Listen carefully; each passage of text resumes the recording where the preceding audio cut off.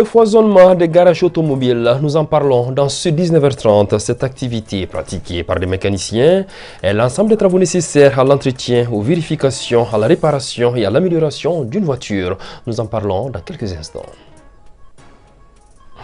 La conjonctivite, communément appelée Apollo, sévit en ce moment au Mali, facilement identifiable par la rougeur et les démangeaisons. L'inflammation entraîne des complications dans certains cas, à suivre le reportage de Sabine Kita. Voilà donc pour les titres de ce soir. Merci d'être très nombreux devant vos écrans pour suivre cette édition du 19h30. Bonsoir et bienvenue à tous. Dans la capitale, comme à l'intérieur du pays, les garages automobiles pullulent un peu partout. Cette activité pratiquée par les mécaniciens est l'ensemble des travaux nécessaires à l'entretien, aux vérifications, à la réparation et à l'amélioration d'une voiture. Malgré le foisonnement des garages, les uns et les autres tirent tant bien que mal leur épingle du jeu, comme a pu le constater pour RTM2, Aïssata Ditkumbakane. Le mécanicien automobile est un expert de la mécanique des véhicules à 4 roues. Il assure l'entretien, la maintenance ou même la prévention des pannes sur des véhicules. Djouma Doumbia et Bourey Makouma sont tous dans le domaine depuis une dizaine d'années. Il affirme qu'avec l'avènement des nouvelles marques, le secteur connaît des difficultés. Notre secteur, tout le monde sait que maintenant le moment est très dur. Un ouvrier, quand le moment est dur, ça va jouer toutes les activités. Bon, souvent, on peut avoir un véhicule 5 à 6 à jusqu'à 10 véhicules par jour. Bon, on est très bien avec le client parce que nous, on travaille avec le principe. Quand vous amenez le véhicule, on fait le proforma. Si vous avez proforma approuvé, c'est là qu'on travaille. Nous, on travaille avec le principe. J'ai commencé le travail le 1er juin 1995. Pratiquement, on a 1000 problèmes. Hein. Premièrement, d'abord, ça c'est le problème des matériels d'abord. Des matériels en même temps des formations qu'on doit exécuter sur nos différentes séries. On suggère à nos partenaires, surtout à nos partenaires qui font des formations, de nous proposer toujours des formations afin d'améliorer nos connaissances. Si ces deux spécialistes déplorent le manque de certains équipements modernes et surtout des formations qui rendent difficile leur quotidien, ce n'est pas le cas de cet autre mécanicien. On a des machines de scan, on fait les programmations, on a des élévateurs, on a tout ce qui est au niveau de technologie pour tester les voitures, des appareils de diagnostic, des appareils de pression, tout ce qu'il faut pour les voitures. On peut remercier Dieu. En cas de panne, dysfonctionnement ou anomalie du véhicule, ce sont ces experts qui doivent établir un diagnostic et proposer des mesures correctives efficaces et durables. C'est une atteinte ophtalmique très répandue, facilement identifiable par la rougeur et la démangeaison qu'elle entraîne, la conjonctivite et l'inflammation de la membrane transparente qui recouvre la partie blanche de l'œil et l'intérieur des paupières. Bien que bénigne très majoritairement, elle peut entraîner des complications dans certains cas. Sabine Keita. La conjonctivite est un trouble oculaire, une inflammation de la membrane recouvrant la partie blanche de l'œil et l'intérieur de la paupière.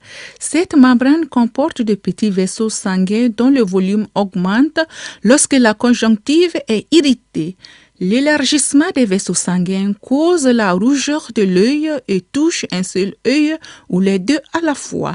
Les causes de la maladie sont multiples. Il y a une conjonctivite bactérienne qui est causée par les bactéries qui sont les plus souvent les staphylocoques ou les streptocoques. Et il y a les conjonctivites aussi allergiques qui est due à une allergie. Et il y a aussi les conjonctivites virales qui sont dues le plus souvent à l'adénovirus ou à herpès virus. Et il peut y avoir aussi les conjonctivites qui sont dues à une irritation par un produit chimique ou un corps étranger. C'est une transition entre une période à une période. C'est ce qui fait que la conjonctivite elle est plus importante à ce moment que d'autres moments. Parce qu'il y a les vents, il y a plusieurs choses qui sont là. C'est ce qui répond un peu la cause de cette conjonctivite à cette période-là. Les symptômes de la conjonctivite sont notamment l'écoulement semblable au pus, la rougeur et une douleur intense. Le diagnostic est clinique. Les facteurs favorisants, ça dépend le plus souvent des types de conjonctivite d'abord. Quand on parle de conjonctivite virale, les facteurs favorisants des conjonctivites virales, ça c'est les virus, qui est l'adénovirus ou herpès virus. Pour les conjonctivites bactériennes, ça c'est dû à une infection bactérienne. Et pour les conjonctivites allergiques, ça c'est dû à une allergie, qui peut être les pollens ou qui peut être plusieurs choses, ça dépend de tout un chacun. Le traitement dépend de sa cause. Quand on prend une conjonctivite bactérienne, le traitement c'est avec l'antibiothérapie. Mais si c'est une conjonctivite virale, le traitement d'abord, ça c'est l'hygiène oculaire. Après l'hygiène oculaire, on peut associer les mouillants. Les mouillants, c'est quoi? Ce sont les larmes artificielles qui vont soulager les sensations du patient. S'il n'y a pas d'infection bactérienne, pas d'antibiotiques en cas d'une conjonctivite virale. Pour les conjonctivites allergiques, le plus souvent, c'est d'abord éviction de l'allergène. Et dans les cas échéants, on peut ajouter les anti-allergiques, que ce soit les anti-allergiques topiques ou les anti-allergiques voie orale. Pour se mettre à l'abri de la maladie, en période d'épidémie, il importe d'éviter le contact avec les personnes atteintes. Autre mesure préventive et non des moindres, le lavage régulier des mains avec du savon. Il en est de même pour les personnes atteintes pour minimiser le risque de propagation. Coup de projecteur ce soir sur les relations Djeli et Diatigui. Vous le savez sans doute, le Mali est un pays de culture où les traditions ancestrales perdurent. Les Djeli et les Diatigui ne sont cachés de personne. L'un reçoit et donne le plus souvent et l'autre griot est le gardien des traditions. La relation entre les deux est basée sur les valeurs intrinsèques comme le respect mutuel et l'honnêteté. Moudibou Sidibé nous plonge dans leur univers. Les deux sont indissociables et l'un ne vaut rien sans l'autre, dit-on. Le griotisme et la noblesse existent dans notre société depuis des lustres. Diatigui et Djeli évoluent ensemble au fil du temps. Diatigui, ça veut dire quoi? C'est la personne qui reçoit un étranger. C'est cette personne-là qui s'appelle Diatigui. Douna, c'est l'étranger qui est venu d'ailleurs. Et le Douna qui arrive là, il doit être reçu dans la vestibule. Le Djali est la plaque tournante de notre société. Sans le Djali, il n'y a pas de vie au Mali. Un griot obtient son noble de génération en génération. Une famille peut avoir son griot attitré. C'est ainsi que leur relation repose sur une réciprocité sans égale. Le griot gardien des traditions doit dévouement à son Diatigui. Il doit avoir la confiance du noble et être à chaque fois la personne qui lui prodiguera des conseils face à toutes les situations. C'est-à-dire que chaque famille avait ses griots. Dans n'importe quelle famille que tu vas, tu trouveras que nous sommes des Diatigui, nous sommes des Djeli. On ne le changeait pas, hein. Ça c'était de père en fils. Entre griot et noble, c'est des liens de fraternité et de sanguinité. Le griot se doit de recoudre le tissu familial de son Diatigui à chaque fois que l'occasion se présente. Le griot doit faire régner la paix. L'essence même de la relation griot et noble repose sur l'entente.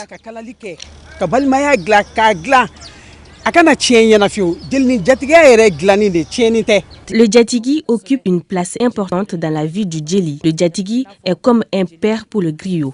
Dans cette relation interdépendante, il existe certains interdits qui ne doivent en aucun cas être bravés par les griots au risque de ternir sa relation avec le Diatigui. Le griot doit préférer la mort plutôt que d'avoir des relations avec la femme de son Diatigui. Il ne faut jamais avoir des relations avec les enfants de son Diatigui. Le griot ne doit en aucun cas voler un objet appartenant à son Diatigui. Ceux-ci sont interdits. Malgré tout cela, force est de constater que nous assistons ces temps-ci à une autre forme de relation entre griot et Diatigui. En effet, certains griots ne se soucient plus de savoir si un tel est mon Diatigui, mais plutôt si un tel a du blé, peu importe qu'il le connaît ou pas. Or, la mission du Djeli est permanente et spécifique et sa fonction est bénévole, volontaire et désintéressée. Ça, c'est la modernisation de la vie actuelle qui fait que les Djali commencent à perdre même le sens du Djalia. Les Diatigui aussi vraiment, ils ne jouent plus leur rôle de Djatigui. Djatigui, ça veut dire quoi en un mot? C'est la personne qui reçoit. Mais qui reçoit les Djali actuellement? C'est tout le monde qui reçoit les Djali. Si tu as un peu d'argent, on vient chez toi, on crie, tu leur donnes. De nos jours, le noble doit chercher l'argent, sinon aucun griot ne va lui adresser la parole. Même pas un bonjour. Nous sommes à une époque où seul l'argent compte. Il est important de préserver cette relation d'antan entre griot et Djatigui, une relation qui n'a pas de place pour l'argent, mais qui repose essentiellement sur la dignité, la bonté et le respect. Il y va de la survie de ce pan de notre culture, selon nos interlocuteurs. Coup d'envoi ce dimanche de la 4e édition de la Coupe épique sur le terrain de l'ex-SNJ Djikoroni Para, une initiative de l'association des ressortissants des cercles de Niafouila et Sélengue. Elle vise à instaurer un climat de paix entre les ressortissants des cercles précités qui résident ici à Bamako.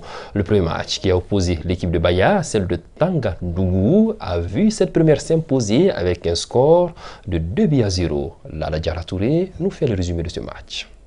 2-0 en faveur de l'équipe de Baya en bleu contre l'équipe de Tangadou en vert. C'est le score de ce match d'ouverture de la 4e édition de la Coupe EP6, une initiative de l'association des ressortissants du cercle de Yanfolila et de Sélengue. L'objectif, selon les organisateurs, est de promouvoir la paix et la cohésion sociale entre les ressortissants de la dite localité. De 2020 à nos jours, il y avait beaucoup de cadres de ce pays, de notre zone, qui ne se connaissaient pas. Mais aujourd'hui, tout le monde se connaît, tout le monde se présente et chacun prend des initiatives à l'endroit de la zone. C'est les ressortissants qui sont résidés à Bamako, c'est eux qui forment l'équipe. Par exemple, la commune de Wassouloumbali, lui, il forme une équipe au nom de Wassouloumbali à Bamako. La première des choses, d'abord, ça permet les uns et les autres de se connaître. Quand on se connaît, on s'aide entre nous, et il y a le développement qui vient. Cette compétition de la première édition à la présente bénéficie du soutien sans faille de plusieurs cadres qui sont originaires du Wassoulou. C'est le cas par exemple de M. Issa Sidibé, président de la Ligue de football du district de Bamako. Il a remis un jeu de maillot aux 12 équipes participantes. En tant que premier responsable du football à Bamako, et le tournoi se déroule à Bamako, et en même temps ressortissant d'une des deux communes. Je pense que mon accompagnement depuis 2019 n'a jamais fait défaut. Et tant que les moyens me permettront, je vais contribuer au rayonnement et à la continuité de ce tournoi d'année en année. Pour les autochtones, cette initiative est salutaire en ce sens qu'elle permet aux jeunes de se connaître davantage et de préserver les valeurs humaines. Grâce à cette compétition, nous, ressortissants de Wassoulou, nous nous connaissons. Aujourd'hui, on discute des projets de développement de notre localité.